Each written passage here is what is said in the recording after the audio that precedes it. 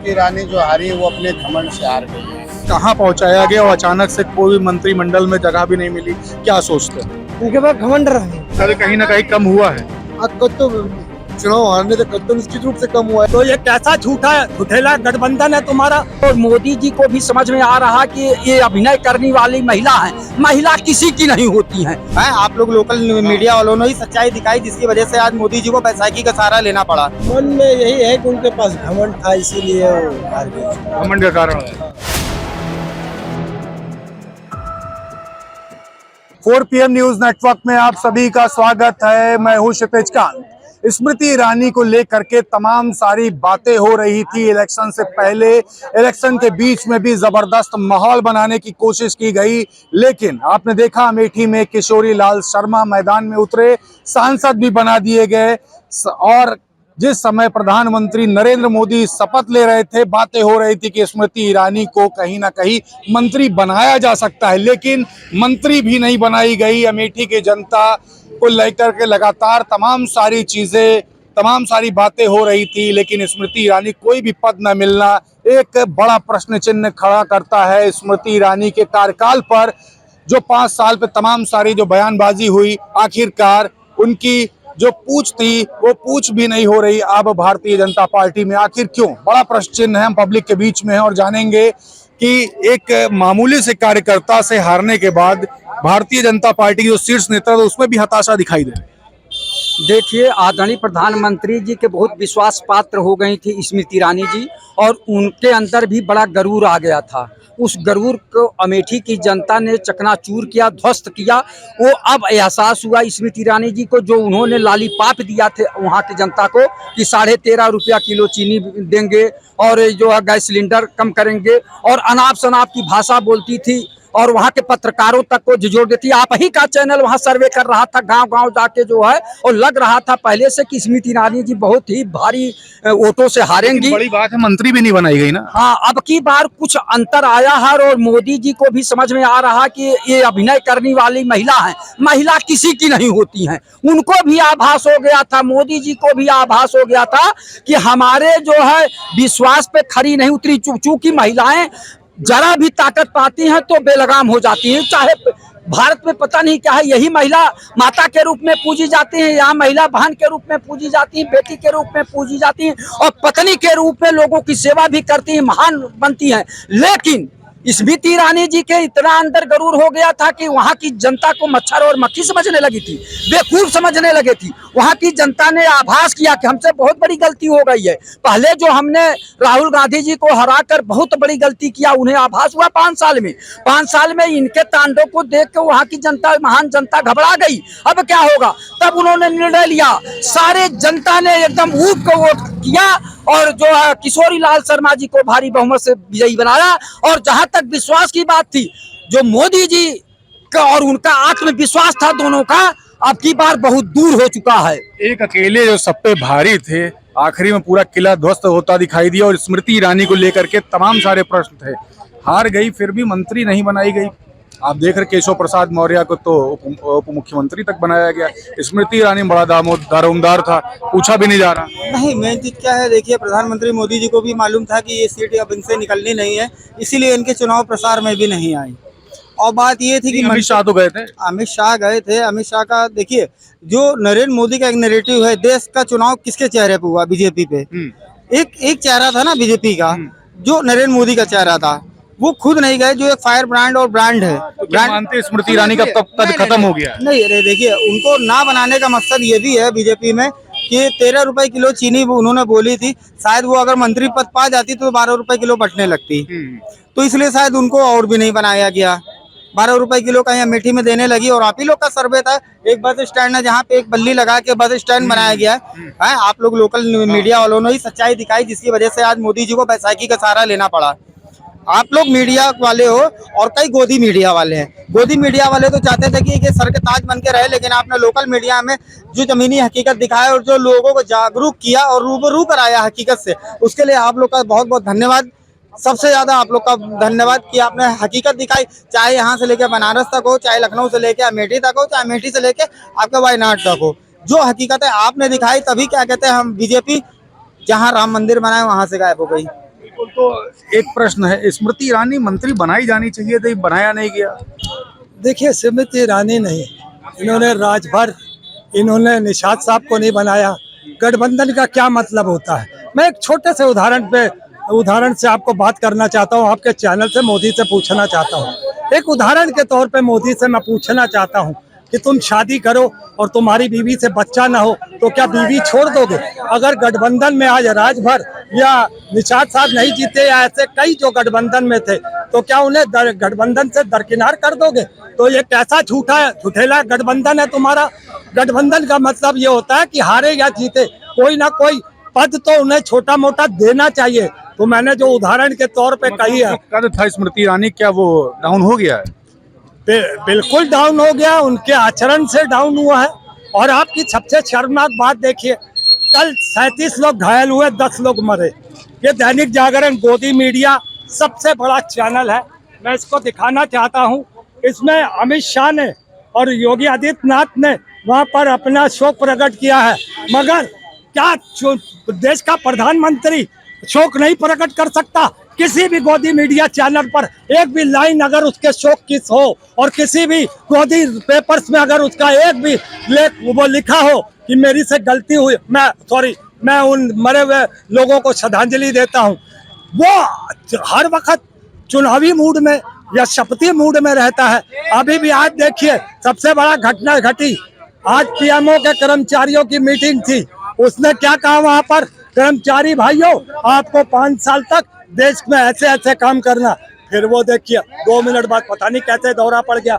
वो 70 साल के कांग्रेस को रोने लग गया, अपनी उपलब्धियां। अरे कब निकलोगे नरेंद्र मोदी? चुनावी मूड से कब निकलोगे? कब देश के लिए सोचोगे? तुम तो हर वक्त, अरे शपथ समारोह नहीं, तुम्हारा सूर्य ग्रहण समारोह हुआ है। शपथ समारोह होता है दिन में, इसका रात में हुआ है। ये सूर्य ग्रहण समारोह है, शपथ समारोह नहीं है। ये बहुत जल्दी इसका पतन होने वाला, ये देश देखेगा। काफी नाराजगी है स्मृति ईरानी को, कोई मंत्री पद नहीं मिला, क्या कद कम हो गया है या बात कुछ और है? आप लोग क्या सोचते हैं? नहीं, बिल्कुल भी कद कम नहीं हुआ है। भारतीय जनता पार्टी में जो भी व्यक्ति आता है, एक कार्यकर्ता जो है वो सेवा के भाव से आता है। उसको पद मिलता है तो पद के अनुसार काम करता है, नहीं तो कार्यकर्ता के अनुसार कार्य करता है। जनता ने बहुमत नहीं दिया है, इसलिए जो है वो कार्यकर्ता के रूप में निरंतर उसके बावजूद भी काम करती रहेंगी और जब भी उनको मौका मिलेगा वो बेहतर सेवा का जो है अपना जो है योगदान देगी। वीडियो एक वायरल हुई थी एयरपोर्ट पर ही, जिस समय चुनाव खत्म हुआ उस समय चल दी मुंबई। देखिए, वो एक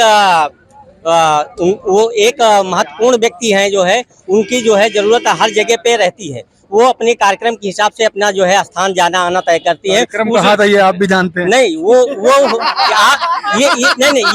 ये प्रश्न आप उनसे पूछ सकते हैं, वो सही जवाब आपको वही देंगे। ठीक है, क्या सोचते हैं, पद नहीं दिया गया स्मृति ईरानी को, पब्लिक की बड़ी नाराजगी है। आने वाले टाइम में पद दे दिया जाएगा। स्मृति ईरानी के नाम में नेता है, पद की कोई जरूरत नहीं है। जनता की सेवा उन्होंने पहले भी की है, आगे भी करती रहेगी। कांग्रेस का पतन निश्चित होने वाला है। स्मृति ईरानी को आगे आने वाले समय में पद मिलेगा? बिल्कुल मिलेगा, बिल्कुल मिलेगा, बिल्कुल मिलेगा। मोदी अभी नहीं मिला, इसको लेकर नाराजगी तो होगी?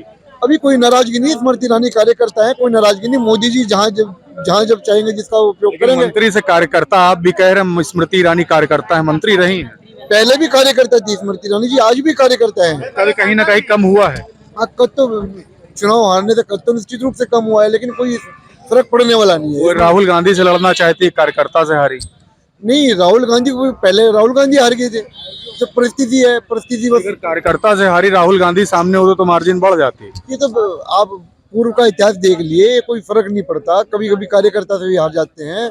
मन में मुस्कुरा आप भी रहे हैं, चलिए मुस्कुरा देखिए आप भी रहे। आप बताएंगे क्या मन में चल रहा है, स्मृति ईरानी को पद मिलना चाहिए था या नहीं? देखिए, 2014 में भी हार गई थी, उनको महिला बाल विकास मंत्रालय दिया गया। भारत सरकार, एनडीए सरकार, माननीय नरेंद्र मोदी उनको कैबिनेट में लाएंगे, क्योंकि पहले कैबिनेट नहीं दूसरे कैबिनेट में इंतजार कर रहे हैं। इंतजार है। मंत्रिमंडल मिलेगा भैया, मंत्रिमंडल में लाएंगे, संगठन मंडल में आएंगे ये मानते हैं। मंत्रिमंडल में सरकार और संगठन भेजेगा जब राज्यसभा भेज करके।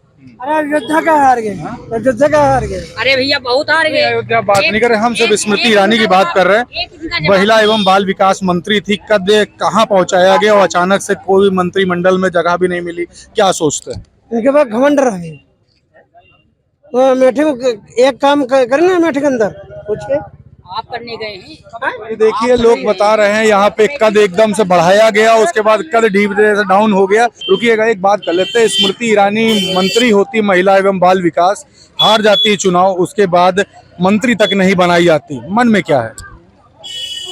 मन में यही है कि उनके पास घमंड था, इसीलिए वो हार गए चुनाव। घमंड का कारण है, क्या पद मिलना चाहिए? उनको अभी तो वेटिंग में रहना चाहिए, पद नहीं।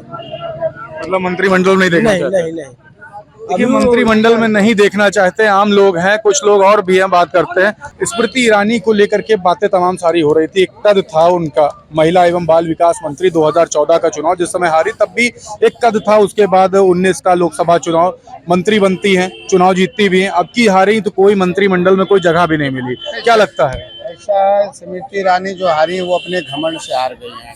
नहीं, हारने की बात नहीं कर रहा हूँ, मंत्रिमंडल में जगह भी नहीं मिली। मंत्रिमंडल में अभी जगह उनको मिलेगा, क्योंकि उसमें स्वामी प्रसाद मौर्य हार गए थे तो उप मुख्यमंत्री बने थे। केशव प्रसाद मौर्य, हाँ वही हारे थे तो उप मुख्यमंत्री बने थे, उनको मंत्रिमंडल मिलेगा।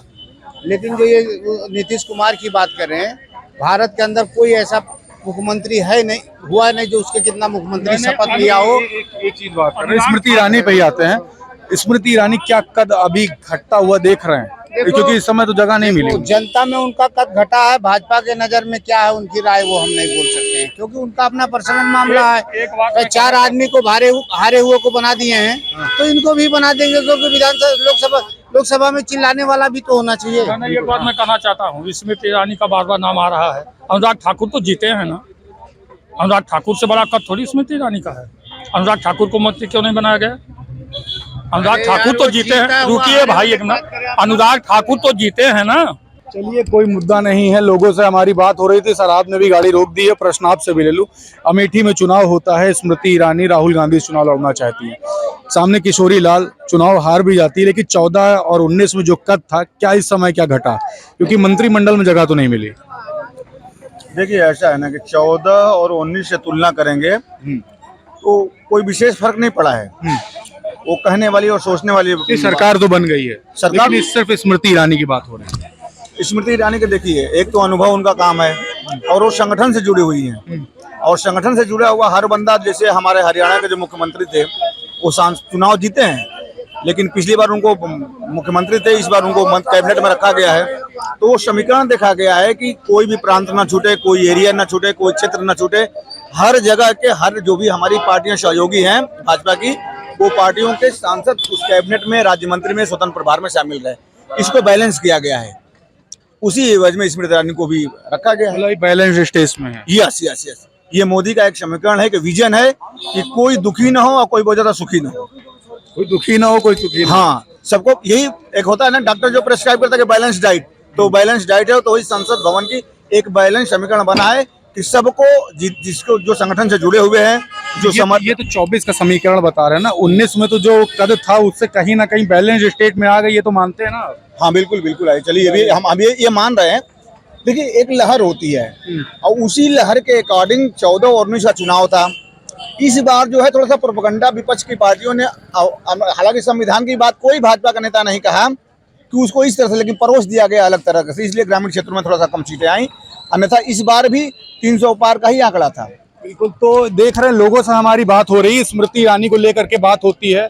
2014 के लोकसभा चुनाव के बाद जो 5 साल का कार्यकाल होता है, 2019 के लोकसभा चुनाव के बाद जो 5 साल का कार्यकाल था, यानी 10 साल के कार्यकाल के बाद कहीं ना कहीं पब्लिक मान रही है कि बैलेंस स्टेज में आई, और जो कद था कहीं ना कहीं वो डाउन हुआ है, और जो लोग हैं ये तक भी कह रहे आगे आने वाले समय में मंत्रिमंडल में जगह मिल सकती है। लेकिन मौजूदा स्थिति तो आपके सामने है, पब्लिक खुल करके बोल रही है। किशोरी लाल शर्मा के सामने चुनाव लड़ा, हारी, लेकिन जो वजह है पब्लिक ने अपने मन में क्या था आपके सामने रखा। आपको कैसा लगा कमेंट बॉक्स में लिखते रहिएगा और जुड़े रहिएगा 4PM न्यूज नेटवर्क के साथ। ग्राउंड रिपोर्ट के लिए मैं क्षितिज कांत, कैमरा पर्सन शुभम के साथ, धन्यवाद।